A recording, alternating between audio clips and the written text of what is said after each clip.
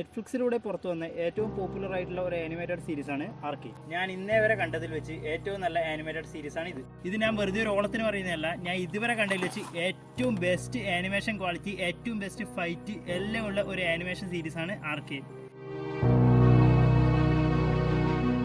ഇതിലെ എല്ലാ ക്യാരക്ടേഴ്സിനും അവരുടേതായിട്ടുള്ള ഒരു സ്പേസ് കൊടുത്തുകൊണ്ടാണ് കഥ മുന്നോട്ട് പോകുന്നത്.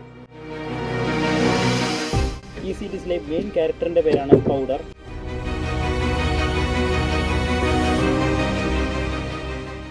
ആർക്കേൻ വേൾഡിൽ തന്നെ രണ്ടായിട്ടാണ് തരംതിരിച്ചിരിക്കുന്നത്. ഒന്ന് അപ്പർ സിറ്റിയും രണ്ട് ലോവർ സിറ്റിയും.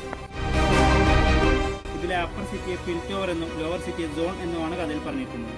നേരെ മറിച്ച് സോണിനെ പറ്റി പറയുകയാണെങ്കിൽ വളരെ അൺഡെവലപ്ഡും പൊല്യൂഷൻ്റെ അളവ് കൂടിയതും ക്രൈം റേറ്റ് വളരെയധികമായിട്ടുള്ള ഒരു സിറ്റിയാണത്. ഈ കഥയിലെ മെയിനായിട്ടുള്ള രണ്ട് ക്യാരക്ടേഴ്സാണ് വൈയും അവളുടെ അനിയത്തി ജിൻസും.